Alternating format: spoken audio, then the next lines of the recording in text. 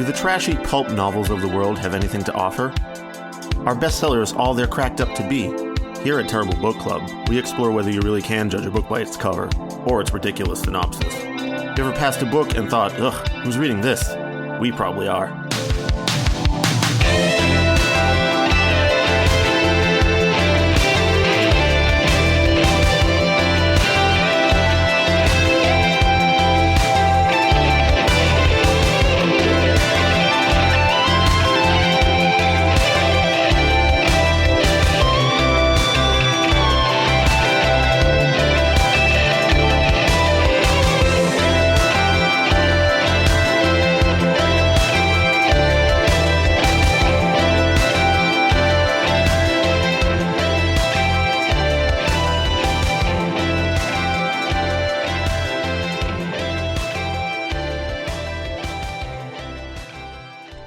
And welcome to episode 71 of the Terrible Book Club. I'm Paris, and this is Chris. Hello.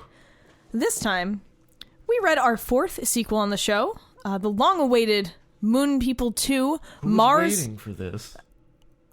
Listener Daniel Canady, okay, and several other people, all right. actually. Well, all right. The long-awaited Moon People 2, Mars Reborn by Dale M. Courtney. This is a very old suggestion from aforementioned listener Daniel Canady, who also requested that we read the original Moon People, which we did, I don't know, almost 5 years ago. If you're still listening out there in the vastness of space, Daniel, this is for you. You got sent to Mars after we microwaved it. We plopped it in the microwave for 3 minutes, and turns out you get a Moon People 2 when that happens. So if this is your first time listening to the Terrible Book Club, what we do here on the show is we read books that we assume will be bad based on their cover, title, summary, or some combination of those three. So we read books that we would never just pick up, if we were in a bookstore or browsing through Amazon. Usually this experiment results in a disappointing read, but once in a while we do end up liking the book. This time, for content warnings, nothing really, we have our usual barnyard language on this show. This is not generally a safe for work or children's show, but this book... Oh, please, I hope there's no children listening to this. God, I don't know. After that last email we got, I'm a little concerned. We'll talk about it in a second. Yeah. So, today, we've got, the mildest sex and violence, and I guess if you're terrified of the horror... No spiciness whatsoever. No. This is the mild salsa, the store brand that has just, it's basically tomato sauce. Yeah, it's just tomato sauce. They tell you it's mild, but, there's actually no spice in it. Yeah. But yeah, I mean, unless you're terrified of the horrors of space, there's really no content warnings. I mean, they talk... And even then, it's generally everyone's pretty stoked to be out there. Yeah, there's some mention of guns, but, nothing really happened. This book... Anyway. So, it's a fairly clean episode, let's say. Yes. This is the summary for the book, provided...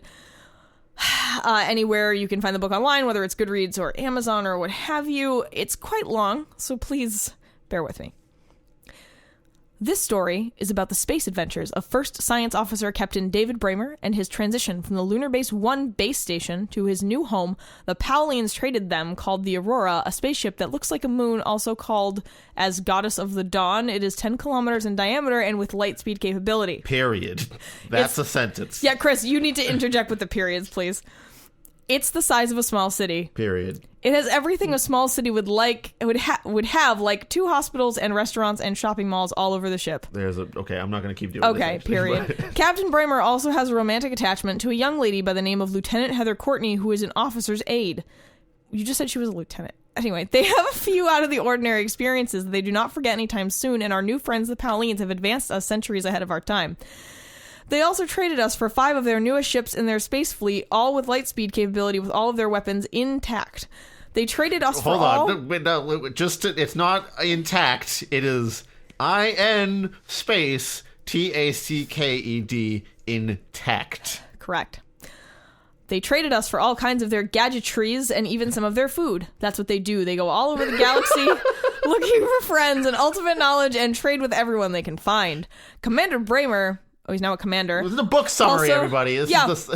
Commander Bramer, he was just first science officer, now he's commander, I guess, also has a mission to do a genesis on Mars that turns out surprisingly good with a few added benefits. Do a genesis. Yeah, do a genesis. I did a second genesis on Mars. I did a genesis.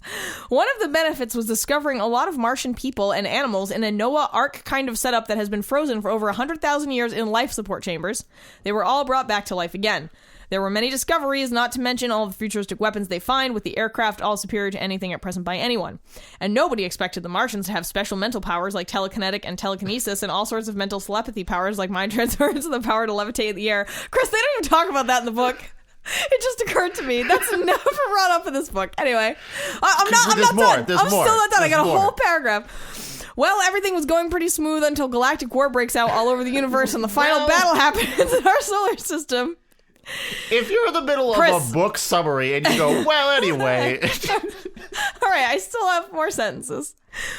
It was Earth with the Pallian people and also the Martians against the snake-looking people called the Archons and their friends, the Thracians, who resembled dog-like people with sharp claws. There were crashed ships all over all of our planets and their moons in our solar system. It was the battle of all battles. It decided the control of our galaxy. If you think all of this sounds good, wait till you read the book. It's action-packed from start to finish. I know you will enjoy Moon People too. It's some of my best work, and don't worry, someday you just might see something that resembles Moon People 3 coming to your local bookstore or theater near you. Thank you, and God bless, DM Courtney, author. Listen, the people that write ebooks apparently don't care about the physical limitations of space that previous book summary writers had to deal with. Right. The vastness of space in the internet means that you can just write the longest and most rambling, insane summary for your book. That's a great, fantastic example of the kind of writing that you're going to encounter within this book, because that was just one unbroken paragraph. As much of this book is one long, unbroken, except for when the chapter starts, which is kind of random, but I'm thankful for it. But generally, there are no indentations or any. There's no formatting, actually. Yeah, I mean, so if you haven't listened to episode, I believe 14, which is when we read Moon People, the first Moon People, you can go back to there and start there. You don't really have to. I would say it's not. You're gonna be fine. Yeah, but you can if you'd like to hear more about this series. But yeah, this book suffers from the same issues the first book suffered from. The author clearly didn't really learn anything. I assume there was a time period between. I'm really curious as to how much this person has learned in their lifetime. Never mind between Moon People 1 and 2. Dude, I'm starting to feel kind of bad. Because there's something about this writing by an adult that makes me really, concerned. I don't know. At Listen, it's a child. It's a kid, right? No, it's not a child. Okay, so here's the thing. The author claims to be working for national, government defense projects and consulting for them. He also claimed to have saved those British hostages that were held by Iran in 2000. What was it? 2000. It's not like he claimed to have personally saved them. He claims to have been involved in the strategizing. He gave them an idea. Yeah, whatever the idea was. This, I'm not kidding. This is in the About the Author section. What if you just microwave them? This is in the About the Author section in this book. In the back, he just randomly is like, hey, I have a lot of good ideas. And one time I helped those Iranian hostages. What? I had British hostages? I don't know. It was very strange. So he's claiming to be a fully functioning adult. Yeah, a master strategarian. If that's how he writes things, I can't imagine getting a report from this person. Yeah, as a superior or something that they are reporting to, and getting this one long unbroken paragraph that has a well anyway in the middle. Yeah, and no, yeah, I wonder. All I can hope is that this man compartmentalizes his writing skills. Maybe his professional writing is totally normal, but he's like, oh, this is my fiction writing. I'm just gonna let it fly. I'm just gonna do what my heart tells me to. It really reads like something a 10-year-old boy would write, though. Yeah, like an elementary school child is what this sounds like. And again, this is not us trying to be antagonistic or disparaging on purpose. That is just literally what it sounds like. I mean, you heard me read the summary. We're going to read some other selections, and I believe you will come to the same conclusion. Everything is like very basic motivations for things that happen because they're kind of cool to happen, I guess. And a fascination with big laser guns and a pretty lady. Yep. Like, and every conversation reads like a child recounting a conversation to you. Yeah, it really does. Yeah, like if you asked your nephew at Easter, like, hey, like, Bailey, what you studying in school? And you'd be like, oh, man, we studied, like, how these lasers blow up planets and stuff. And you'd be like, oh, cool. Like, imagine if somebody just wrote a bunch of that down and put it on Amazon and they were an adult. It's really strange. Yeah, I mean, I guess the other thing that gives me pause is before you actually even open the book, electronically or physically, below the author's name on the cover is printed the phrase, quote, Amazon rated Moon People with 5 stars, which tells us that either the author does not understand that ratings come from human users on Amazon, not the site itself, or the author thinks that someone picking up this book is dumb enough to not know how Amazon ratings work. Yeah, that could be. So, I mean, it's a little concerning that you would print that on the cover of the book. Because like I said, either you think your audience is dumb enough not to understand how Amazon ratings work, or you don't understand how they work. And there's like a third layer here where Moon People, the first one, has 4 stars on Amazon currently, and Moon People 2 has 3.5. But this is only because people continue to post fake positive reviews for both of them. This is something that I absolutely hate that people do. Like, yeah, you might think it's funny, but unfortunately then people like this author looks at those reviews and thinks they're real. And then they keep writing things that we have to read. Everyone, please consider the Terrible Book Club. For a second, I thought you meant like Courtney paid people for... No. But I don't think he knows how to do that. I don't know. These people wrote fake positive reviews. Like, they're not... For what I'm sorry. I should have explained. Is the sarcasm obvious to you? Yes, I'm sorry. I should have explained what I meant by that. They're not paid. It's like somebody will rate it 5 stars and be like, this is a groundbreaking science fiction novel. It melted my brain. Like, I mean, you can just go on Amazon and look at these reviews yourself to see what I mean. But basically, people give these high ratings, but then write these really sarcastic reviews. But the author thinks that they're legitimate. Like, he just sees the high star rating and is like, oh man, people really love my book. And it's like, why would you do this to someone? It's so cruel to give that person that false hope. And like, I don't know, man. Maybe I'm just old now, but I just feel like that's really fucked up. And that's like doing that. Like, I imagine if somebody did that to my band, I'd be pissed. Like, if somebody was like, oh, this album's 5 stars, but and then the writing was obvious, they thought it was fucking trash. Like, I'd be like, oh, this is really insulting. Are you sure these people didn't really actually like it? You can tell by the actual review. I mean, we can go and find one if you want. I can read some of them to you. They're not... there's people out there, I think, that might enjoy... No, my Chris, opinion no. of humanity recently has kind of dipped lower in terms of the, like, threshold for... Wait, what caused that? I don't know. I just realized that there's a lot of people that don't need a lot to be entertained. I thought you meant... Okay, I thought you meant something different. No, they just have a lower threshold for... And not that I'm not out here watching trash too. I'm also up on YouTube watching like 15-minute videos of like some jerk guessed something about these other jerks. And I'm like, oh, you got it wrong, jerk in the middle that had to guess about other people. I fell into a YouTube hole recently about that. And I still did it, but I felt ashamed the whole time. Okay. Alexandra Costa, or Alexander, sorry, posted a 5-star review for Moon People 2. It is entitled, One Trip to the Moon Wasn't Enough. Dale Courtney brings his genius back to his second installment of his best-selling Moon People. To say the least, I can't find words to explain how wonderful of a bridge this is to the original and the third installment that will be coming out at a future undisclosed date. In this book, you will find the same passion, energy, and enthusiasm that was found in the original Moon People, and unmatched by Dumas, Dostoevsky, Dickens, Melville, or Seuss. Okay. Dale Courtney is in a league of his own. After reading this book, you will find yourself convinced that it is actually the mid-20th century. Every page is filled with wisdom and insight that will blow your mind, and it will make you wish that there were 760 pages instead of only 76. In the end, all I can say is that I want the gift that God has given to Dale Courtney. Yeah, okay. Yeah. All right, I get it. I mean, there are other ones that are, like, more obviously... Okay, well, now that we've cleared up the fact that we're, like, maybe after reading this, we both felt a little bit like, is there...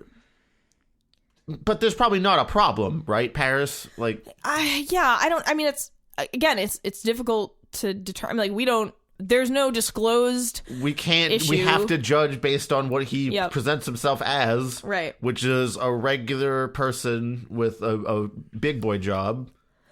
So like my piece about the shitty reviews is like, look, you can dislike a book all you want. I mean, we dislike a lot of books that we review, but don't taunt authors and like lie about their writing prowess by giving them high scores and writing a sarcastic review.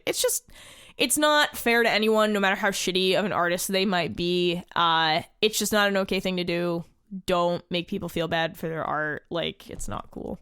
If you have legitimate criticism, that's fine. But like, make your rating match your criticism. I don't get like taunting someone into giving them a high rating and then writing a shitty. It just seems fucked up to me. They want to encourage him to keep writing so they get more things to laugh at.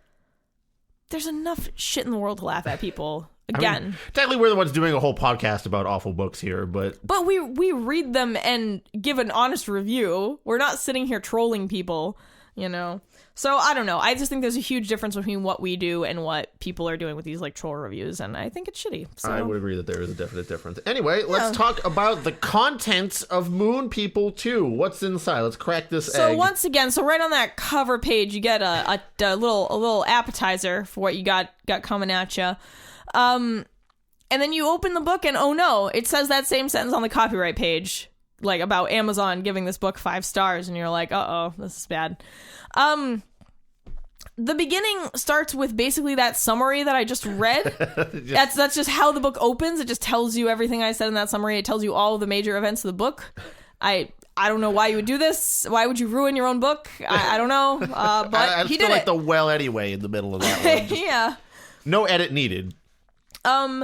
Yeah, he's also teasing in the beginning of the book, much like in the summary I read, that Moon People 3 is going to be a film. Yeah, sure. Okay. Well, I mean, maybe it will be, because Maridonia was a film, technically. Yeah, you know, he does seem to have a decent job. Maybe he can self-fund this one, and we... Yeah, this author, I think we mentioned earlier, apparently worked, past tense, in national defense, I think. So, like American national defense, so I don't know. So, like we said earlier, this book has the same problems as the first. There's just structural problems everywhere. I mean, as Chris was mentioning, there's no paragraph breaks, there's no separation of dialogue. And what we mean by that is there are no quotation marks, commas, there's rarely even something that... So, sometimes you don't know who's speaking to whom. Yes. It's extremely confusing. It's just a block of text. And when you confuse, like, military ranks as well... Oh, yeah. It's like, no, I don't have anyone's rank straight, because... No. And even if you think you know the ranks that you think are higher and usually, you know, would not defer to other people lower than them, they routinely do for certain things. It just kind of depends on the conversation that's happening. Yeah, I was also very confused about, like, who was... There's 2 admirals. Yeah, but they're from different... But there's, like, a alien admiral and a human one, right? I think so. Or they're 2 admirals on different ships, yeah. They're at least on... Because I guess the major conflict of the book is... we have to pick one of these cool ships. That's the majority of the book, honestly, is like, oh man, which one of these cool spaceships am I going to pick? So yeah, the conflicts, so the main story beats are that Dale Courtney, sorry, I'm confused because the author's name is Dale Courtney, but some of the main character is David Bramer, and then there are other characters with the last name Courtney, so D's and Courtney, confusing. Dave Bramer is in charge of rehabbing Mars to support human life by microwaving it. Yeah, he wants to geoengineer Mars by shooting a microwave laser at it. Yeah, and that my favorite detail, the microwave laser that they're using is 200,000 watts. So if you do the math, that's the strength of about 1 to 200 microwaves, like your household. So like 200. Strap 200 of those together, point them at Mars, and baby, you got some life going. I don't know if 200 conventional microwaves would really do anything to a planet. I'm not a scientist, but okay, here's the plan.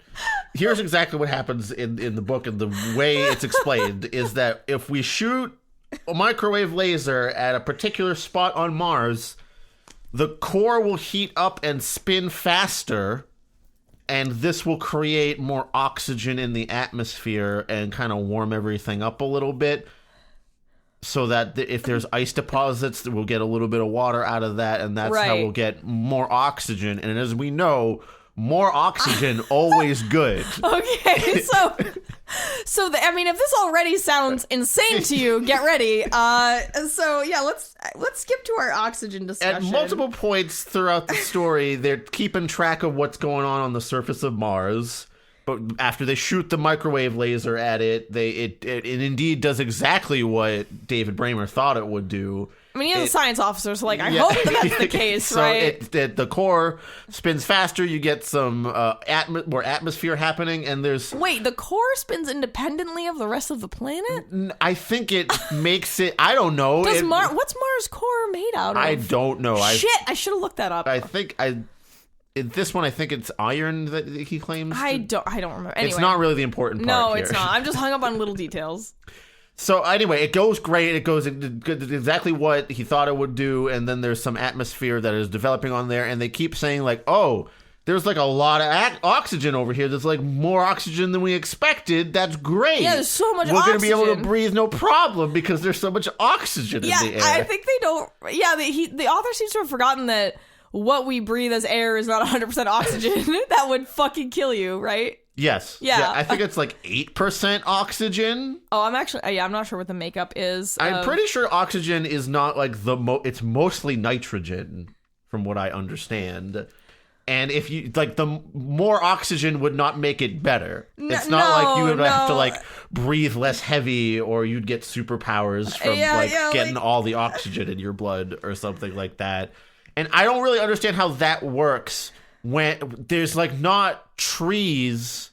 Yeah, I mean, actually, they do keep saying, "Oh, more life forms are appearing." So as their things just spontaneously grow over like less than 12 hours. Well, and the other thing that was confusing to me about that is they were like, "Oh, all the dormant life forms are returning," and I was like, "Wait, if the atmosphere is constantly changing while you're microwaving the planet, how the fuck could those life forms tolerate that?" They're thawing, I think, is the idea but here. Like, is that they were under ice, which Mars is not iced, as far as I know. There's some ice on Mars. I don't think it's cold all the time. No, Mars is pretty... Wait, am I thinking of the moon? No. Like, listen, we're sure no Mars NASA is people cold. either, but I'm like pretty sure that it's not like, you know, permanently frozen everywhere all the time. I have an answer to our oxygen question. So regular air is 78% nitrogen and about 21% oxygen. Okay, so and then there's also argon and carbon dioxide. All right, so you know what? So his number was actually kind of okay, because he was saying like, oh, there's like 25% oxygen in the air as like that's great kind of thing. Oh, I thought he was saying there was way more than that. I thought it does. After he says that, he does said it's increasing. Oh, right. Yeah, it does get higher. Okay, I'm not crazy. Like it does go higher than it should, but I thought that the normal number was 8% and everyone was like flipping out about 20%. No, I think, yeah, okay. But anyway, he does keep talking about how it keeps increasing, so like we can reasonably believe... It's getting even better, and there's more life forms just sprouting up everywhere. It's better than we thought. Listen, like... It's not like they were just roots underground and all the plant life was just waiting for it to get warm for 100,000 years, which is the length of time that he uses. So that's how long ago Dale Courtney thinks there was aliens on Mars. Okay, and I'm also correct about Mars being cold as shit. The poles are like negative 200 degrees or something. All right, so you know what? Dale Courtney got a couple things all right in terms of it's cold and the vague area of how much oxygen is supposed to be there. So yeah, like in the winter near the poles, it can be like almost 200 degrees below 0 Fahrenheit. Okay, but like the rest of it isn't always that cold, right? No, I mean it changes, but it's generally a pretty cold planet. Because think about its distance from the sun and the fact that it has no it doesn't have like the atmosphere that we have to trap the heat. It has a really, really thin True. atmosphere. So, well, listen, all we needed to do was pop it in the microwave for a bit. Yeah, it turns out you heat it up just enough. Dude, what if, oh god, it would have been so much better if they were like, we brought this Mars-sized microwave. I would have believed that more. Like you just see this fucking planet-sized like microwave capsule, they just clunk and they press the button really slowly and spin. Do they still stop it 1 second before it's done so you don't have to wake up your roommate in the next solar system? No, so you don't have to fucking destroy the solar system with the beep! Oh man, that Raytheon contract must be amazing. You know, hey, sound guys. technically doesn't travel through a vacuum, but they figured out a way. Yeah, they did. They were like, no, we need this feature. We need it to beep in space. They create their own bubble of atmosphere around it so that you can hear. You know when the Mars is done. Yeah. So you can take it out. Otherwise, you'd be leaving it in there. Overcook the Mars. You don't want to do that. No, it would get cold and like stale in there because you forgot about it, that you left it in there. Oh, fuck me. And then you go, you went back to Earth for a bit. You went upstairs. You forgot your Mars in the microwave, and now it just kind of congealed. And nothing's the way it was like supposed to be. It's like when you put a peep in the microwave. I just leave it in there too long, and it's bad. Anyway, that's how there are a lot of other issues with air. So we're talking about how they're like really pumped about like all this extra oxygen, and they're finally like, oh man, all right, it's ready for us to like go down to the surface and check it out.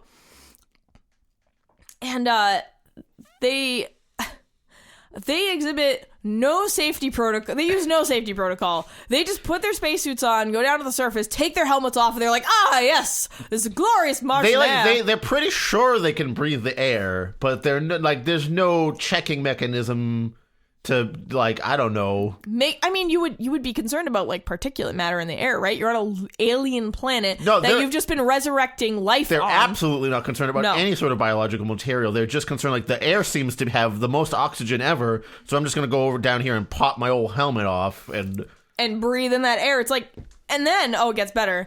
And then they decide, like, we're gonna, now as everything is defrosting and waking up, we're gonna just take all this stuff back to both spaceships. Like, have none of y'all seen Alien? Like, come on. Quarantine, motherfuckers. There is some movie watching in this book. Oh, there is. So it would be so much. We kind of actually skipped to, like, the middle third of the book. Well, because we had to talk about all the air problems. But because the first third is they microwave Mars, and then everyone is like, wow, it's so cool that we microwave Mars and that we have these spaceships that this alien race just gave us why did they give it to, like... I was wondering if we just traded them, like, some chalupas for all this stuff. I don't know, like, it doesn't explain, because they were like, the Paulians are just really nice, and they go around the universe trading, and it's like, what did we give them for all these amazing spaceships and weapons? It's clear that they gave us, like some beaters that they had lying around, but it's still, like, I don't know what the Paulians... A fantastic name for an alien race, by the way. Oh, yeah. Oh, and then they're Polish food-named ships. Oh, yeah. Well, yeah. The Golumpa. It looks like Gwumpke. It looks kind of like the spelling for Gwumpke. Yeah. But maybe that's what he was thinking when he did that. I feel like that's reasonably within the realm of possibility. Anyway, the first third of the book is everyone going like, wow, it's so cool. We just microwave Mars and there's mad oxygen and life forms, and also we have to pick which cool spaceship we get to live on. Isn't that so cool? Everyone's patting each other on the back. Oh yeah, because they're on whatever, I forget what the original spaceship is called. Kawaka. Oh yeah, there's the lunar base one, and then the Kawaka, and then they get the Aurora, the goddess of the dawn, which they decide to name it. And that's the one that's like 10 kilometers long and has restaurants and malls and all this stuff. All conveniently humanoid size. Yeah. Like they keep saying, wow, they were just like us. They were really just like us. It's all the stuff. They even like interface with the language really quickly. There's a translator that's like, I got this. Just give me a day. Yeah. They just know the language so easily. There's some other like sciencey things that I found weird. Like the author talks about how, oh no, we have to protect the Earth from solar flares, like it's gonna mess up all the computers, and it's like, well, sort of, like, but like only if we have a coronal mass ejection, which is like a really severe solar flare. Regular ones aren't really gonna do much to stuff on Earth. They might fuck up some like satellites and GPS stuff, but like obviously a CME is actually really dangerous, but we monitor space weather and like hopefully could prepare for this. I mean, do you think are space weathermen more accurate or less accurate than regular weathermen? I fucking hope they're more accurate than regular weathermen, because Jesus Christ. Oh. Gonna have some light meteor showers here in the evening. We got a coronal mass ejection coming up the northeast side of Africa. So get those shovels out. You got to scoop up all the mass ejected. No, I think. Oh shit! Am I even saying it? Coronal mass. I think it's a coronal mass ejection. Oh fuck! Now I don't remember if that's what CME stands for. God damn it! But anyway, they can be very. We haven't had one since the advent of like electronics. Basically, we almost had one in 2012, but it like missed us somehow because we were like out of. I forget why somehow missed the path of it very, very narrowly. But we haven't had one since like the late 1800s. So if one happens, it could knock out electricity and computers everywhere. But that's only worst case scenario. Yeah. The way he's talking about regular solar flares, it's a little catastrophizing. That's like worrying about Yellowstone blowing up. Like, okay, it might, but like you can't really do anything about it. So there's no use wasting your energy. Yeah. And then he talks about like. Can we talk with that? We should talk about the date scene, I think, because that's in the first third of the book pretty much. Oh my god, you saying date made me remember that we forgot to tell you the year during which this takes place. This book takes place in 2049. And while Blade Runner 2 is happening on Earth, we're up here with this bullshit. Fucking Christ. Like, somebody kill me right now. Way cooler is happening up there, but we're up here with a child that's on a spaceship. Oh, God, it's so terrible. It's so cool. Wow, isn't the Pauline spaceship so cool? It's so big and cool. They've got everything. They've got movies. They've got restaurants. Also, 2049 is... Wow, so cool. It's not that far away. I don't think we would have all these advancements in such a small period of time. Well, the original Blade Runner took place this week. I know. So this is, yeah, that's true. Temper your expectations. Well, hey, no, we have light-up umbrellas now. Okay. You're right. I really want one of those, actually. My birthday is in January. Okay, I'll write that down. That I really Paris wants a Tron umbrella. I really want a light-up umbrella. What else do we have? We also have, like, what do they have in that movie? Automated cars are kind of a thing. Yeah. I mean, sentient robots, not quite there. Not sentient. Definitely, illusory enough, maybe. Like, you could... Some things that sound like a human being a little bit. I'm trying to think of other things. Wait, no. Flying Ramen Shop was not Blade Runner. Excuse me? That was, was that Blade Runner? I think it was the original Blade Runner. Flying? No, I think it was just on the street. You're thinking of like Fifth Element. Yeah! You're thinking of Bruce Willis getting the guy flying. Okay, yeah, I like that scene too. I need that. I remember that scene actually. That's one of my favorite parts. It was like it's ramen related, of course. You remember it. Yes. Soon to get ramen permanently placed on my body. Actually. Yeah, he's actually having ramen embedded under his skin. He's having a dermal implant of ramen permanent noodle. Yeah.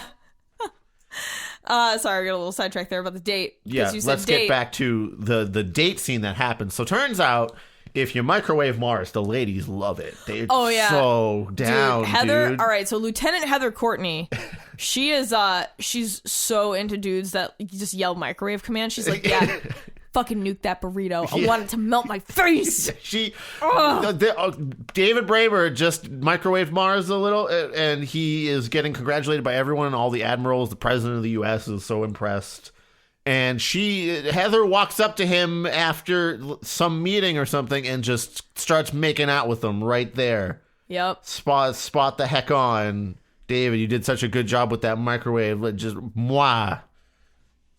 But please stay. And then they talk about like going on it, like they're like they're coy about going on a date after that. They're like, oh well, now we can you can watch a movie with me. Wink, wink, sexy smile, explicitly written as sexy smiles between them. That's the only thing he can think of as a way to be flirtatious is to have sexy smiles and winks. Oh yeah. Also, have you ever winked at someone seductively? No. You've never? No, that's so not sexy. I don't know. You've smiled at someone, possibly. Sure. But winking? I'm like trying to do it right now. It's weird. It's not hot. It's weird. Maybe it depends on who's winking at you, right? I guess. Anyway, we got to find this, after a bunch of these things. Yeah, it's like location 600 in the book. Yeah. Are you reading your specific screenshot that you put in? Because I was going to read the entire dates. Dude, the entire date is so long. I want to read Chris. A selection of the dates if I can find it, because... So things you need to know, basics, is that she just rolls up to his apartment in a blue evening dress, like dressed for an extravagant date, even though they hadn't actually set one. She just shows up at his house and is like, oh, hey, I was hoping you were home. You want to have a date right now? And he was like, yeah, come in. I mean, they kind of planned it before. No, they didn't. That's the thing. Like, they had just talked about maybe having a date at some point. We should read the I don't know, you can pick what part you want to read. All right, I'm just going to start here. Like, it's kind of hard to find a starting point when there's no indentations. And no dialogue markers. There's no indication of at what point this date starts. It's just a wall of text. Okay. Here. David hurried to his quarters and started packing and eats a great lunch. Before you know it, his doorbell rings. When he opened the door, he's seen it was Lieutenant Heather Courtney. She was looking very pretty. She said, I was in the area and seen you go in your place. I thought I would stop by and see you. I hope it's okay. David put a big smile on his face and said, oh, it's okay, all right. Let me say you are looking very pretty today. Heather smiled back and said, well, I started thinking about that time the other day when we were in the elevator. We were talking about being lonely and how it would be a lot more better to spend time watching a movie or to get dinner together, or both. Well, I was wondering if you mind being with me for a little while today. Maybe you watch a movie or something? David said, I would love that, Heather. Please come on it. Which is, as written, what is happening there. Just please get on this dick. Please. I was just thinking the same thing about how cool it would be to do something with someone.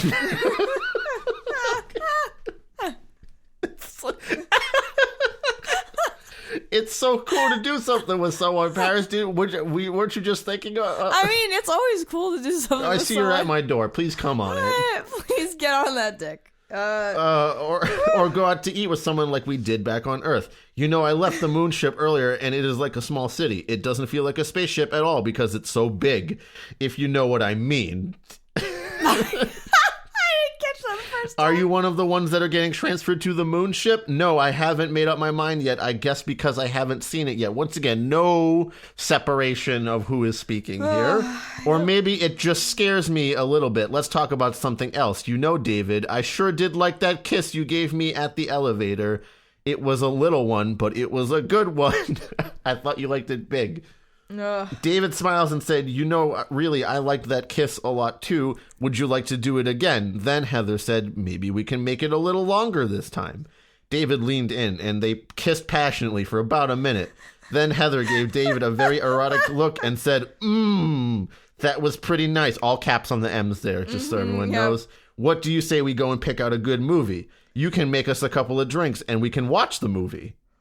Maybe even do some more kissing, and smiled. Who knows, stranger, you might just get lucky, and smiled that sexy smile she has. She was a very attractive woman. She was also wearing a very sexy-looking blue dress that was split on both sides, attached with string on the sides. David leaned in again and gave her another kiss and said, let's go pick out a movie. They walked over to his sofa and sat down. David started to go over the movies with the computer. Can you tag me in? Yeah. Okay, all right. I want to read the next half of the date. David said, Heather, you know, we've got just about any kind of movie you would want to watch. What am I saying? You're the one who showed me all this stuff. When I first came on board 4 months ago. What kind of movie do you like, Heather? I bet you like pirate movies. You know, because movie genres are just shitty Halloween costumes now. You know, sexy cat movies, pirate movies. Well, you're right there, Heather replied, but I'm kind of partial to the old movie Jaws. Do you like Jaws? Specifically Jaws. Oh, yeah, that's the genre of movie she likes. David answered, yes, I do. I also like comedies. I like science fiction and horror. I love space movies. You know what else I like a lot, Heather? What? I like the movie Jaws. Fucking dropped it there, dude. Total opportunity. David, Heather. You could have just got in first. Started laughing and kissed again. David said, computer, will you put on the movie Jaws, please? Affirmative. The TV monitor came on, and so did the movie Jaws. Good. David Thanks for clarifying. They both came on. David looked at Heather and said, it's showtime. I missed this the first read.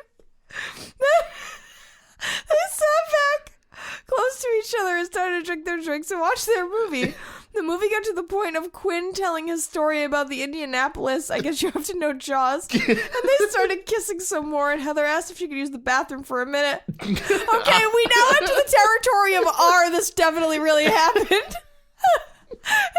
Or what is it? This definitely happened on text. Story where they were watching Jaws together, and she had to go take a dump. No. I'm prefaced. So wait, what is that? What is that subreddit? It's like this definitely happened, or that happened. Oh yeah, that happened. Yeah. All right. David says, sure, but watch out, we don't lose gravity. Boy, the other day that happened to me. I almost didn't get the lid shut quickly enough, and it was almost a nightmare. Heather started laughing and said, don't worry, I'll be all right. She was in the bathroom for about 5 minutes, and David was fixing them 2 more drinks. Heather came out of the bathroom, and she was in the buff. Man, she was a knockout. Then David said, wow, you are so hot. Are you an Aquarius? Heather replied, yes. How did you know that? Well, I'm an astrologer also. You have a very sexy nature, and I love that in a woman. I'm a Libra, and we are very compatible. Then Heather said, you know, smart men really turned me on. That really happened. Yeah, this has never happened in the fucking history of the world where a dude has been like, yeah, I'm an astrologer, and a woman has been like, oh, damn. Like, no. She came over to David and they started kissing him, and then they made love for about 1 hour. Somehow very specific with the timing all the time. Always exactly how long. Somehow they nice made round numbers. Oh yeah, to the bedroom and all of the excitement. Neither one of them had made love to anyone since they left Earth, and they were both really enjoying themselves. When they were done, they were in a state of euphoria. David leaned over and kissed Heather again and said, that was incredible, Heather. This has been a great time for me. What do you think about another movie? We can pick another movie and I'll make a couple more drinks and we can still have some more fun watching this movie. Heather was lying on top of the red velvet sheets, naked as a jaybird. Red velvet? Wow, I didn't catch that either. Fucking Powleats keep it classy up there, dude. She was absolutely the most beautiful sight David had seen in a long time. She was a 10 for sure. Heather laying there on the bed on top of the sheets gave David a very sexy smile and said, that sounds fantastic, but before we do that, what do you say you come back to this bed and I will turn you on to no end? The dirty David talk. started laughing. The dirty talk is really great. And was looking at her lying on the bed and said, I don't mind if I do. She had the perfect body and a wonderful personality. David felt he had a gold mine. He was hoping that it was the beginning of a wonderful new friendship. Now here. So the date's not over, but I'm like hot from laughing and reading. He turned me on to know it. I'm going to read this next section here, which you bothered to take a screenshot of. Yeah. Because he mentioned the word friendship and a wonderful new kind of friendship. Oh, and here's Dale Courtney getting on, I guess, his soapbox for a minute here. But here is the following paragraph, and this is where we'll end the date, because it does keep going. It was the beginning of a wonderful new friendship. That's the way things pretty much was after the sexual revolution in 2034, when the courts no longer recognized sex as a binding force in a marriage. Men and women no longer felt hooked when they had sex to one another unless there was a pregnancy. But that didn't happen much anymore because of breakthroughs in birth control. Sex was like sharing a super moment that they will remember for a long time.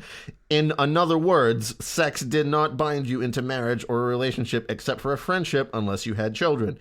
Most of the time, they gave equal joint custody for the children in a divorce. In these times, sex was just like cementing a new friendship. Everyone just felt it was better this way. That way, there was no binding agreements where nobody gets hurt in the end. Violence in marriage and divorce went way down.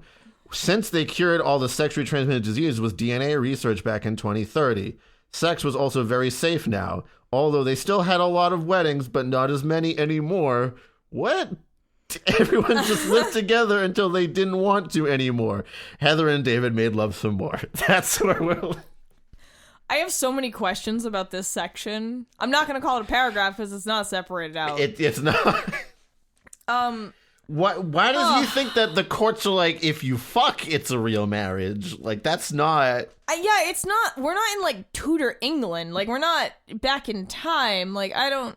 Oh, so I guess no one has any emotional response to sex anymore. No. That's not what that, like, that got, like, erased out of the genome somehow. He thinks that birth control makes you not feel emotions during sex. Maybe the future birth control also does that. No, he just thinks that people don't have to feel emotion. Like, people were just making up this attachment they feel after sex for marriage reasons. Well, no, he's saying everyone got a drug to change their brain chemistry. Where did right? Is it? I don't see that part. Wait.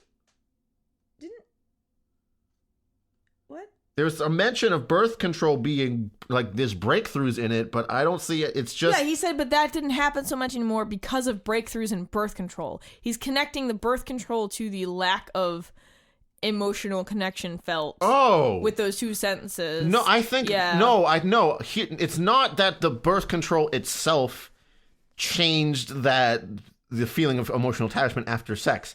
He is saying because no children were being born, there was no deeper emotional attachment to the person. That doesn't make any sense. No, that's what he's saying here. Oh, he is saying that because no children are born, there's no emotional attachment possible after sex anymore. Or it just doesn't happen as much anymore because children are the only reason you would feel emotionally attached to someone after you fucked them. How does somebody form that opinion? It's a person that doesn't feel an emotional attachment after sex unless children have happened. That's very weird. I guess I misunderstood that. I don't know. Everyone vote. Who's right about this? Did I uncover that there is magical birth control and also emotional crushing sex drug, or in the future? No, this is Dale Courtney's idea of what he thinks sex should be like. This is his ideal of how sex works, where you just get to fuck to say hello. Oh, but my other point to that is, like, he talks about, sex is just how you cement a new friendship. But, like, how would he feel about it being two dudes or two ladies or trans people? Yeah, that's not really... Yeah, people are non-binary. I bet you only mean that for ladies, Dale. Ladies and dudes, yeah, that's what I mean. Like, I wonder about projecting that policy to beyond cisgendered heterosexual people. I don't think you thought that one out, gotta say. So that's basically honestly, that's the major moment in the first third of the book, I would say, is he gets to fuck because he microwaved Mars really well. Yep. And it's this super thing where he's got this lady who's really into him because of his microwave commands. She's so hot and she loves microwaves. There's no, like, description of why that is, except that, listen, she's just very attractive. Let me tell you. She's also got a great personality, even though nothing about her personality is talked about except for how much she likes David. This whole book is telling and not showing, but in, like, the word, not even a decent way. I mean, there are some other, I mean, there are plenty of other funny things in this book. Actually, we should just read some of those. So when we were talking about how this book suffers from just a kind of total lack of attention to the English language and, like, grammar rules and spelling. So you get a lot of, like, really fun accidents. Oh yeah. These are really good. Chris, you can start. I wrote most of the starter ones here. There's an admiral that begins a line with, "Well, people, I will leave it up to you," except both well and people are capitalized. And there's a comma separating that, which makes it look like he's addressing the well people. Yes, the that well just people. happened to be in this room, who I guess he's leaving all the responsibility up to because, well, there's no wells on this spaceship, so you got to do something else besides whatever you were doing down there. You guys have to adapt to your new environment. You gotta become the Crag people now. I don't know. Sorry, well, people. I leave it up to you to decide your own new fate here. There is also another childishly written sentence is, "They went to engineering, and then they went to the hospital," which implies that something happened at engineering, honestly. But no, he's just recounting the order that they went to places. And the hospital and engineering are not elucidated upon. It's just they went here, and then they went there, and then they went there. Yep. They saw all the things on the ship, and then a recurring motif was descent people. All the descent people all around the planet and the ship. This is supposed to be decent people, but they are descent people. Oh, so good. Some of my favorites included Lunar Base 1 has positioned itself for 6 mouths of exploration. Oh man, Lunar Base 1. Woo, they got a mission. They got a mission. Really loves to explore some oral delights. 6 mouths of exploration. So good. Then David asked the computer to order him a shrimp and fish diner. And I was like, oh, good thing they flavored that diner. That was like wood chips and metal. The fabricator's huge. They're making Mars-sized microwaves out here, man. A diner is no issue. Oh, Chris found a great one. Oh, yes. The fine tooth comb. Not fine tooth comb. Fine tooth comb. One word. So it's like, I gotta comb my teeth out here. I mean, isn't that what floss is? It's a tooth comb? Like a little floss stick? Yeah, sure. Sure, I was thinking more like, oh, my teeth are all tousled and unruly. Straighten those teeth. I got my after sex teeth.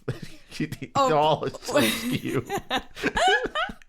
We already talked about please come on it. Yeah, we did. But then there's there's in the same vein, there's this constant use of the phrase they went at it or really went at it or went at it for a while, and it's not sex. No, it's talking it's about not. working together. Yes. So then I just entered this place in my mind where I was like, oh no, it's like that terrible fucking accursed Netflix show where everyone is fucking even the goddamn computer. Yes. Oh yeah, Another Life. Oh. We just finally got another season. That might be another Patreon content thing. I'm sorry that we're always coming in on season 2 of these terrible shows, but we just need to watch it on our own first. So Chris and I, our friend Trisket, was like, hey, you should really check out the show Another Life on Netflix. And we were like, oh, it's got Katie Sackhoff in it. We like sci-fi stuff. We like Katie Sackhoff. Cool. And the second we started watching it, we were like, oh no. Oh no. But we just like didn't record it, and we watched the whole first season, and then they fucking renewed this trash show. So we are watching it. The OA got canceled though, so... Yeah, that's true. But that was after 2 seasons. So we're going to watch this the second season of Another Life for the Patreon whenever it comes out. Probably not for another year or 2. But anyway. Oh, God. Yeah. There was just some choice lines for everyone. Listen, the major plot points in this book are David gets laid. There's a bunch of life forms on Mars. They microwaved it, yeah. And then there's a random space battle at the end with no build up or it's just like... And then, boy, were there a bunch of big laser guns. Okay, let's talk about what they find on Mars, how about? Because that's the next major thing that occurs, right? Like, it got microwaved. They're letting it stand for a day before eating, as the directions said on the package. They took off the foil wrapper, Careful, it's hot. Yeah, you don't let all the oxygen out. You gotta unwrap the foil from around the planet. Somehow they notice an anomaly where there's like humanoid life forms that they detect. I guess some real sensitive instruments if they can detect like the physical composition of life forms as well. And they find like, oh, there's like some humanoid stuff in this one area. Let's go down there. And they uncover just a bunch of life support systems with hibernating Martians and Martian animals of all types in there. Yeah, we get no description of what anything looks like except for a single thing where they say it's like a deer, but it has 2 colors. And you're wow, cool. All those monochromatic deer out there that are only one color. Yep. There's all those deer that are only one color. Yep. So we have no idea what any of these Martians or animals look like. It's probably just a regular deer. That's yeah. But anyway, they uncover this one guy, and then they take him immediately into the ship because fuck any kind of biological hazard protocol. The movie Alien doesn't exist in this universe. They just assume that they're going to be nice. They do start trying to communicate with them but then they get it translated really quick somehow because one of the Paulians. Yeah, space magic. They have a language database for a 100,000-year-old dead civilization. Yeah. Somehow, even though the Paulians didn't know about that civilization, they specifically go like, hey, wow, it's so cool you guys found this on Mars, guys. Way to go, humanity. It's your first... Oh, yeah, we kind of forgot about the moon people, Chris. They're not anything. They just give spaceships, and then they kind of save the day at the end. No. I remember at the beginning, he was like, the planet Archon or whatever is actually our moon, and that's where everyone's frozen. Why do we never return to that it's just hitting me now. Yeah, that's never brought up in anything. I'm not crazy. I believe you. It's just that's irrelevant to everything else that happens here completely. Except the Archons do show up at the end for like 5 pages. But anyway, let's stick on the whole Martian uncovering thing that's happening here. They uncover the Martians, they get the language translated, and they can communicate, and it turns out that they uncovered the king of Mars, or, he's the one true ruler of Mars, and he can point to all the other deposits of other Martians and animal life, and they go and do that, and wow, it's so cool, everyone's patting each other on the back, we microwave Mars, and we saved these people, and the Martians are just like, immediately everyone on Earth is like, yeah, well, we're gonna colonize Mars now. And the Martians are like, that's okay, you revived us from our 100,000-year hibernation, so I guess you guys can have it, it's fine, whatever, it doesn't matter. which is a little questionable. I mean, yeah, I would also be grateful that you revived me from my 100,000 years of hibernation, but it's still my house.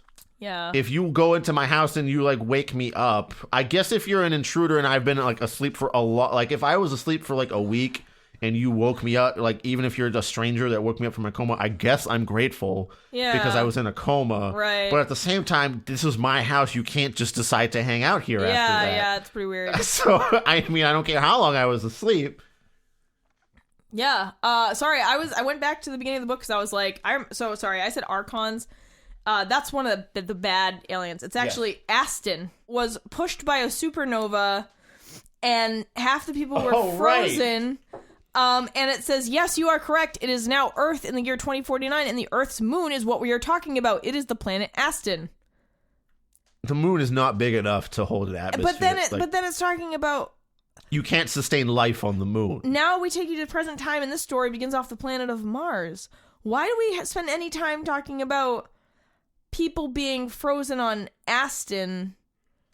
And then did he forget that he was gonna write a story about the moon? I think it's implied that the human race came from the moon. Yeah, it is.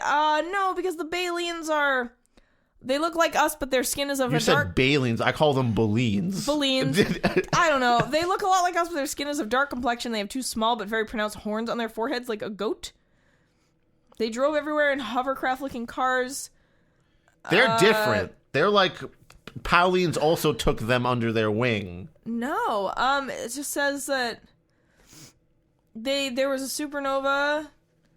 They got launched away. Oh, yeah, because the supernova doesn't eradicate your planet. Yeah, right. It just shoves it really far. I mean, they would have to be so far away to just be shoved and not destroyed. Supernovas are the largest explosion type in space, right? I don't know. I think so. That's how you get black holes, right? So that's I don't think supernovas create black holes. Yeah. Does a star die to create a black hole? A star collapses to create a black hole. Guys, we really should have consulted a space expert on this. We're not. Listen. Let's stick back onto they revive the Martians and oh my god. I just can't get over the fact that he told this whole story about people being frozen on Aston, the moon. It doesn't matter. Earth's moon. Yeah, all the people at first that were on the surface, that were on the side that faced the sun, incinerated, but there were some that survived because they were living underground on the other side of the planet away from the sun. But as soon as their sun launched them into space, they were immediately frozen into a giant comet with all of the oceans and wildlife that were on the far side of the planet when their sun exploded. Okay. These oceans were very large and deep on that side of Aston, but now Aston is no more and has become a small comet launching across the universe. It finally was coming up to a mostly volcanic planet with very little water and had some large dinosaurs and a lot of primitive life forms on land. Yeah. Suddenly, Aston slams into this planet and welds itself for a short time to the other planet. And then because the planet rotating and because of centrifugal force, Aston recoiled and bounced. Okay, he's saying the moon... I got it. The moon is Aston. Aston crashed into Earth, caused the extinction of the dinosaurs, but then got thrown off the Earth and turned into the moon. And also, we took some stuff from them. That's definitely not how orbital mechanics work at all. No. I was terrible at Kerbal Space Program, and I'm not saying I'm great at it, but I'm fairly sure it's not like... The moon is way bigger than the comet that hit the Earth to kill the dinosaurs, as far as I know. Yeah. And if you've welded rock to each other from the impact there, it wouldn't suddenly, unstick. Oh, according because of the rotation that was happening. Yeah, which is the normal rotation speed anyway. I just wanted to make sure it doesn't matter. Sorry, I was just... But, why do we even get that story? Has no bearing on anything. We're the moon people. Right. Paris. I guess. It was us that were the moon people all along. It was Earth. Anyway, the Martians also had aliens over there, and we just woke them up, and we took over their house. And they're cool with it. Yep. And the Paulians pat us on the back for that. And then, oh no, the Archons are attacking. Yeah, the Archons and their buds, the Thracians. Yeah, so the Archons have been kind of skirmishing with the Paulians since forever, but the Paulians keep beating them back, but they decide to try to attack Earth this time because they, I don't know, there's not really any reason given, to Nope. be honest with you. Just bad guy stuff. They're like dog people and snake people, and they hate everyone else. I think they like spotted some other Earth ship near the No, they didn't, because all the Earth ships are still in their own solar system. No, all we know is they were like threatening someone else, and then they just showed up, and they were like, "We're gonna fuck you up." And everyone was like, "All right, we're gonna fight back." And then there was a couple big laser shooty guns on Mars that they deconstructed, and they put everywhere else. By the way, it takes like 3 hours tops to remove a giant super weapon and bolt it to either your spaceship or another planet. Oh, and also understand totally how it works without having anyone explain it to it's you. literally like a couple hours or something that it takes them to debolt a giant. It's like there's no like auxiliary systems under the ground that helped with this thing. It's literally just like take gun, remove screws, put on other planet. And they decide to just put 2 on Earth, one's in Australia, one's in the US, which... Also, like, what's their power source? I don't know. Who knows? And it's a real easy install, turns out, and they use that to defend against... Well, Mars was using it for, like, meteors to, like, crush up rocks that were getting close to the Mars, and there was too many at one point, which is why Mars had to go into hibernation. Too many rocks? Yeah. I don't remember this, but sure. Yeah, and then so Earth is like, cool, we're going to take over your planet. Also, we're going to take those guns that you used to defend yourselves until the very end. Yeah. Those are ours now. Yep. You guys, fuck you. Even though we're sending people here to colonize, Yeah. Anyway, they bolt some to their own spaceships, too, even though I'm fairly sure if it was bolted to a planet originally, if you bolted the same gun to a spaceship, it would tear the hull off when it fired. Yeah, I'm pretty sure that it was, not made for that purpose, for that use. Although they do mention some kind, I forget in what context, there's some pictures that happen in this book. And they mention some kind of like, it's a space station ship. It's one of the ships that the moon people gave them. And all these descriptions are given and whatnot, and not until this moment do you see what they could possibly look like. And it turns out one of the moon ships is the Death Star, but upside down. Yep. Literally a 180-degree rotation of the Death Star. The little dimple is in the bottom now, so it's totally different. It's definitely not a copyrighted image. It's totally different, you guys. Yeah, the small selection of images that are in this book are just, he just took them from other places. I don't know. That one was the most recognizable, but there are other ones. He literally just rotated the Death Star, and he was like, good enough. That's how you get around copyright. You just rotate it. Not the same. Nope. Just invert the colors, rotate it. It's not the same at all. You guys can't do nothing. Fair use. Yep. Anyway, big shooty space gun battle. This is the part of the book. book. Pew, shoot, gun. This is the part of the book that I called the big gun zone, where I could barely pay attention. And times like these made me miss Monster Hunter International. Because at least then I was learning something about guns. Like, I was actually learning something about real guns. Yeah, like it was... They wouldn't stop talking about bullets and how many guns they were pulling out and firing, but, like, again, I learned something about a real practical thing, at least. This was literally just... The big guns fired. Yeah, the big guns saved us. Oh, man, we're so glad we have the big guns. The term big guns is used very often. It's not like... She's not overdoing it here. It's literally just like, and then they fired the big gun and the spaceship exploded 3 seconds later. And then they tried to dodge the other big guns from the other guys, and one ship got exploded a little bit. Oh man, you can solve all your space problems with big guns, let me tell you. But we had the bigger guns and more of them, so therefore all the Archon ships exploded 12 seconds after we fired the big gun, and they ran away.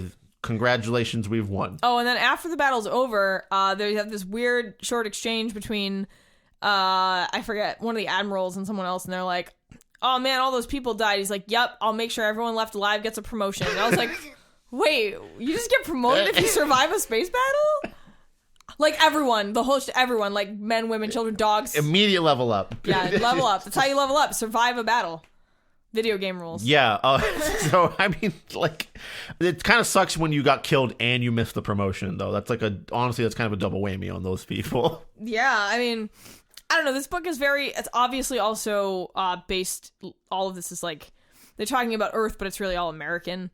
One of the funny recurring themes in this book is how often the president calls. He just calls up to say what a good job everyone's doing. And I'm like, doesn't the president have like a space force to deal with this? Yeah, supposedly you'd think that would be set up by now, but turns out NASA, Space Force, no. No, turns out they just called directly to the admiral and they're like, wow, that's such a cool thing. Glad you guys are doing such a good job, guys. So cool. It's so weird. I'll call you tomorrow to do the same thing. Yeah, it's the president's always calling and always being like, oh man, you guys, so good. And I'm like, how would the president on Earth know? Does he have like a live feed to space, like what they're doing up there? Maybe he does. I don't know. But it's 2049. You gotta know what's going on up there. Yeah, I guess you gotta keep tabs on space. I don't know. It's very a lot of this is very like stereotypical American stuff. One of the reasons, like one of the tips to tell you that this is definitely an American space mission is that you're on a ship. And you're okay, so these people have signed up for a 10-year space mission. So they have written their lives away for fucking 10 years to live in space. They've given up everything else on Earth. And you still gotta pay for your food and drink. Yep. Listen, though, the capitalist machine must turn. So you still have to pay for your food and drink, which is hilarious. And then, you know what? If gravity fails while you're enjoying that stuff you just paid for, fuck you. Yeah, you just lost it. It's gone. It just goes. But everyone starts laughing about it. By the way, everyone starts laughing all the time after all the dialogue in here. It's like there's a fucking sitcom going on or something where there's no jokes happening. Yeah. That it's always like, and someone said this and started laughing, and then everyone else started laughing, starting to laugh. No one ever ends laughing. I think maybe there's some air problems on your ship if everyone's laughing all the time. We already know you guys don't know the proper amount of oxygen to have in general. It's very true. Maybe there's too much oxygen on that ship. Yeah, there's. I mean, I don't know how much more I can say. Like, it's so. Listen, that's it. David gets laid. They microwave Mars, and there's life on it. And then the big gun shooty, Rudy Tooty, special fruity. The president calls a lot. Yeah, and thinks you're real cool. Everyone does a great job. The end. Oh, yeah, this was also very short. This was not I'm even not 100 wrong pages. when I said the major conflict was which cool spaceship do we live on? Oh, yeah, that's for a couple pages. The big battle happens out of the blue in 7 pages at the end. Yeah. So the conflict in the story is which cool spaceship do we live on? Well, that and also like, oh, is Mars really gonna microwave right? Is it gonna burn our mouths, or is it gonna be the perfect temperature? Yeah. And you know, they get it to the. Oh, it's still cold in the middle. I mean, that's literally what was happening. They were like, no, it needs to be hotter. I need to melt these ice lakes. Yeah, I mean, there's just so many layers of wrong with this. Can we fix it? I don't think you would have to wipe the whole slate clean. I mean, start over. All you would be able to keep is like terraforming or geoforming, right? I forget. A planet, and then finding that there was old life on it. But like none of the that's science happened in so many other. Like you need another twist on that. Yeah. What else can you possibly keep from this? Yeah. The way sex and relationships work, like. But that's like a common theme in every fucking sci-fi thing. There's always like. Yeah, I'm reading The Expanse, and there's like a whole lot of like there's 10 parents to this one person, kind of like. Yeah. It's. I mean, that's fine. I'm not. That's a rad way to live if you can live that way, but it's a thing in sci-fi where it's like we be beyond the. We fuck all the time in space. Yeah, that's not how that works, guys. I don't know why people think that, like, space fucking is great and freer and not at all a bigger mess of bodily fluid. Yeah, I don't understand the idea that, like, well, technology is advancing, therefore we're gonna just, like, advance our way out of human emotions. I was like, I don't know about that. I don't think that's how that works. I mean, The Expanse doesn't handle it that way either. It's just that there are more definitions of things, and there's a lot more polyamorous collectives. Ugh. There's one that's like like the whole crew of the spaceship is kind of like in on this thing, and it's kind of interesting. They're like there's like space pirates, and they're all like the politics comes from the fact that some people are in the fuck group and some people aren't in the fuck group. It's not played up a whole lot, but it's just like this interesting little extra spice added in there, where it's like she's the captain of this crew and the fuck group. and she has to maintain her professionalism with both the fuck group people and the non-fuck group people because she's a space pirate and rank applies. Oh, all right. Well, I did want to read... Expanse is all right. I did want to read The Expanse, but now I don't, so thanks. It's kind of all right, honestly. It's definitely pulpy, though. I'm still reading Malazan. I'm on book 3 now, like, actually making some progress. Did you get to the thing with the army?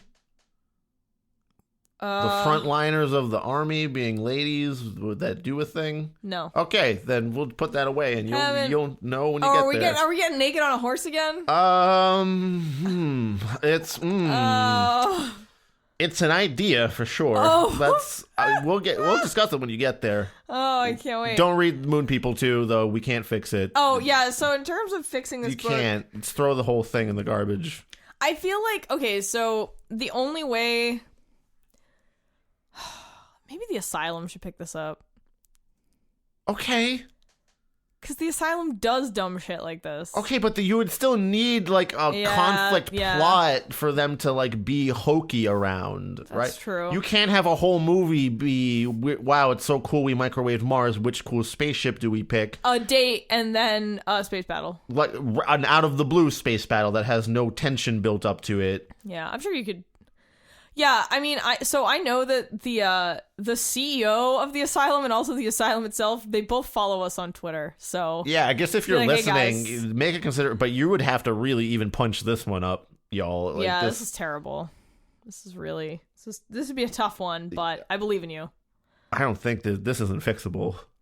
I mean, truthfully, I think it's garbage that doesn't need to exist, but that's what I mean. I feel like that about a lot of things. We have the same thought here. Yeah, but I'm trying to be charitable, but it's difficult to be charitable about There's nothing in here that you could retain. Yeah. All right. Well, thank you for joining us on our second expedition to the moon. It was Mars this time. Well, did we? But like, who were the moon people the first time? The Paulians? Because they were it was revealed that it was us all along because they revealed the whole thing about Aston or whatever. Oh no, I thought that only happened in this book. No, that was like the end of the first one where they found that out. It was us. It was Earth all along. We are the moon people. Yeah. Dr. Zaius, Dr. Zaius, Dr. Zaius. Oh wow, yeah. So this was thankfully quite short. Next one is a bit longer. And the next one I'm reading is like a modern thriller? Yeah. It's psychological thriller? Sure, yes. Yeah, it's a book you would pick up off of like a rack in a bookstore or maybe a grocery store or airport. Yeah. Recommended to me by my partner. Yeah. And she might be joining us for this one. Yeah, so that'll be fun. So it'll be fun to read something that we like, a genre that we haven't done before. So I don't think that we have any other... Nope, no housekeeping updates. This time. No, nothing really. We got some plans for the December month. We'll see how that turns out. Can't confirm or deny everything just yet. Yeah, we're trying to plan something special for the end of the year. Like we usually try to do, something interesting. We'll probably be doing a bunch of pre-recording of episodes like we did last year so we can take a month off because we deserve it, frankly. Yes. Such a good job this year. Year in review. No, dude. We're actually going to, I think financially, we're going to either break even exactly or have like $5 in profit by the end of the year. Hell yeah. And I know Let's buy some chicken nuggets. Oh, wait, you can't have those. Sorry. Let's buy something we can both eat. French fries. 3 potatoes. You buy a lot of potato for $5. It's a whole bag, dude. Yeah. Yeah. But 3 really fancy potatoes. No, yeah. But no, really, most shows don't even break even. Yeah. So thank you very much. Like honestly, patrons. I was being a little dismissive there, but I would gladly eat potatoes that I earned through the power of reading terrible books. If that's my reward for it, fine. Like, I'm down with that. I mean, you can make so many French fries out of $5 worth of potatoes. Yeah, I mean, I don't know why I'm hung up on the potatoes. I don't know, but now I want French fries. So that's what we're doing after this. Cool. But yeah, so patrons, all of your donations and support have not been in vain. You've actually made this a successful show. Yeah, that's breaking even crazy. is successful. Absolutely. Yeah, and I know a lot of people would probably poo-poo that and be like, oh, whatever. But no, it's true. If you look at statistics for podcasts, I mean, it's dismal out there. So many shows don't even.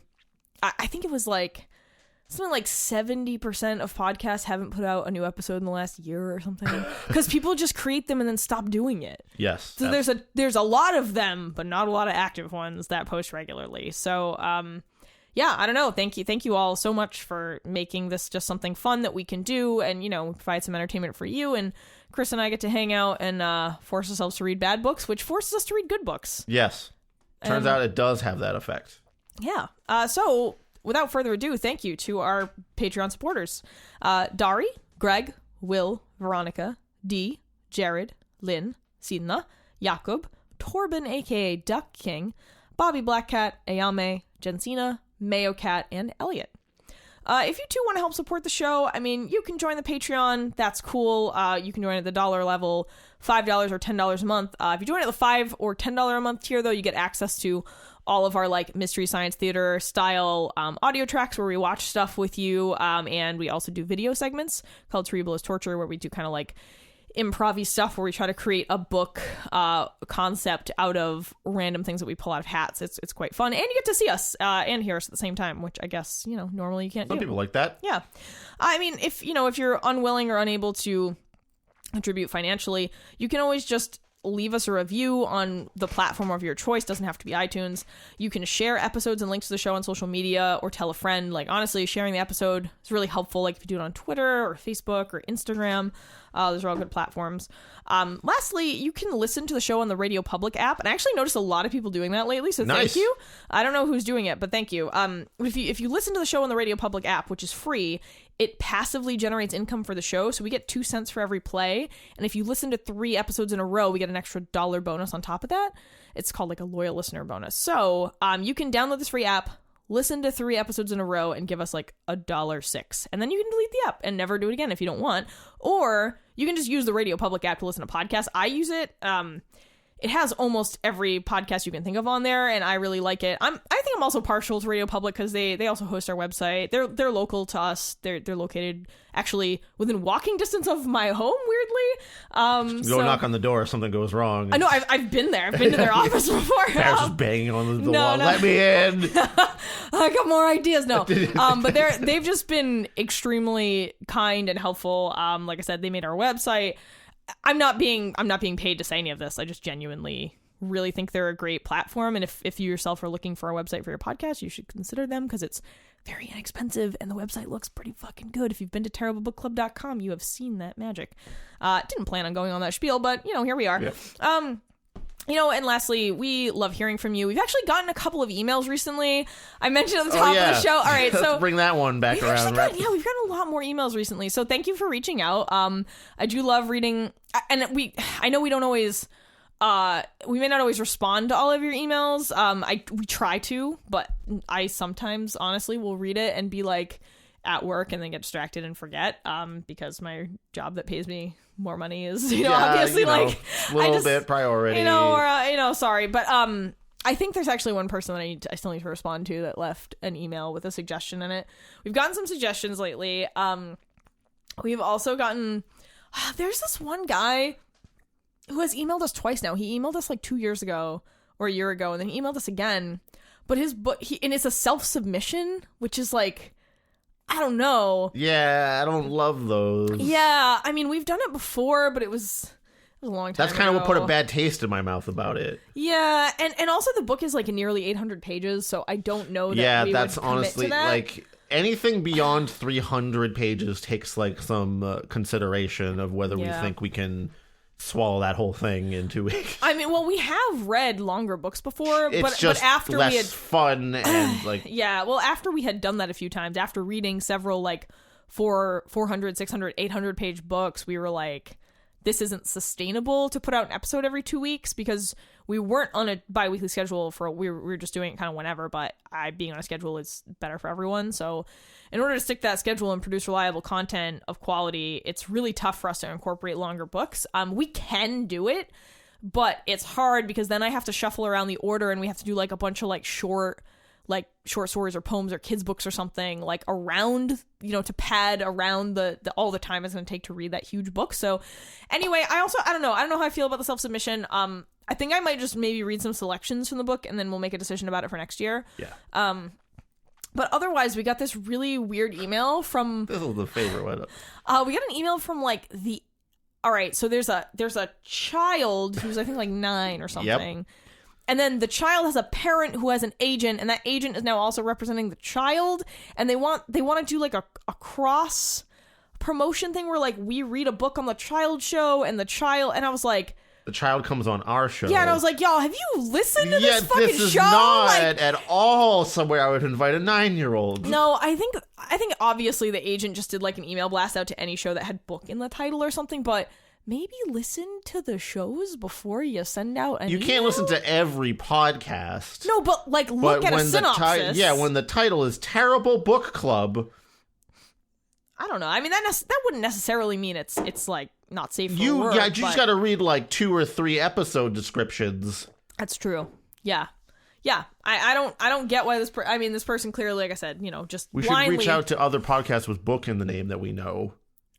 Like, I don't know anybody who has a child-friendly podcast. Well, no, I'm not saying to see if they also got the email. Oh yeah, like, I know a bunch. I mean, Book, Spirits, and Booze. Yeah, we're in that literary podcasters group. There's a bunch of us. Like, Oh No Lit Class. I can ask Megan. Matt and Tariq's Terrible Book Club, which we share. They died a long time ago. Oh, they're done? Okay. Oh, well, yeah, sorry. dude. It's one of the many fallen podcasts, and I was like, that serves you right. Well, no, they're fine. They're nice. They were nice. No, they gave us the were, Instagram. Don't shit on them. No, they were nice. I was just... A little part of me was spiteful. Sorry. No, it's true. They were cool. But anyway, we love hearing from you, so please reach out to us unless you are a 9-year-old looking to be on our show, because that doesn't make sense. I mean, like, I'm not averse to it, but our show, I don't think I could not swear for that long. I can. I work around children a lot, so I've developed the don't swear gland. Oh, I don't have really, that. It kind of happens naturally, honestly, just so you don't get in trouble at work. Right. So. I don't know. I just don't know I mean, unless the child was like, this book sucked, and we'd be like, yeah, kid, let's show this book together. That might be fun. But I don't think... Sure. I don't think that they realize... Depends on the 9-year-olds can... Yeah. They're cognizant of things that are going on around them. No, I was going to say I don't think this person that emailed us realizes really... Yeah, no, I've met a 9-year-old or two that I could, like, have a conversation with. Yeah. That's not just like random kid stuff. Like, can I tell you something? I had breakfast today, which is a thing that children have told me in the middle of a guitar lesson, just letting me know. Wait, what? No, you'll be like teaching them, like, okay, you got to put your finger here or something. They'll be, okay, can I tell you something? I'm like, yeah, what's up, Helen? And they'll be like, oh, we had eggs for breakfast. That's some Dale Courtney shit right there. It's like a 5-year-old, like, it's gonna. But I'm not gonna be like, you dumb kid. I don't care what you had for breakfast. Play the guitar. Yeah, that's true. But children, especially younger ones, just need to tell you something a lot of the time. Oh, I'm not around children. Usually, it's inconsequential to. Because it's not even an interesting breakfast, and they don't. Even if it is an interesting breakfast, they don't really get into it. So. Yeah, see, I don't spend any time around children, and when I am around children, they make me nervous because I'm always afraid that they're gonna, like, injure themselves in my presence, and then I will be blamed, even though I have nothing to do with it. I don't know why I have this, like, irrational fear. Yeah, that won't happen. You're fine. But my boss has twins, and she brings them to the office sometimes, and they're fraternal twins. They're very different, even though they look very similar. And one of them is, like, really introverted, and the other one is, like, really outgoing. The introverted one likes to just, like, pick up things and give them to me. And I'm like, okay, cool. And one day he just wanted to pick up all the dog toys that were in the office because we allow dogs in the office sometimes. And so he's just like handing me slobbery dog bones, and I'm just like have to accept it because I'm like, I can't reject this. No, he's little messing child. with you, dude. That child is like playing.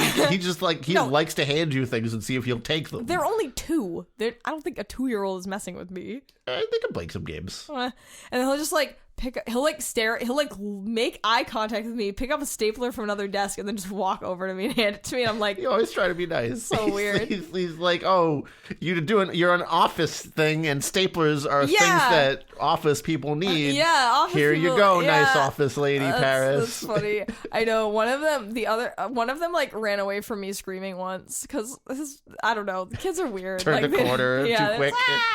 They don't know.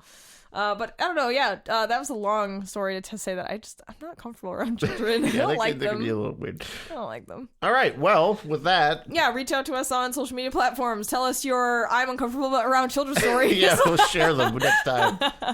But we'll see you in 2 weeks. We hope you don't go to the moon. Yeah, don't leave Mars in the microwave too long. It's gonna get overdone, and you're gonna burn all the animals and plants that were there. Oh my god, I have an idea. Wait, Chris, if that microwave beam was only 100 to 200 microwaves, if there are that many microwaves in like a department store, what if we just turn them all on simultaneously?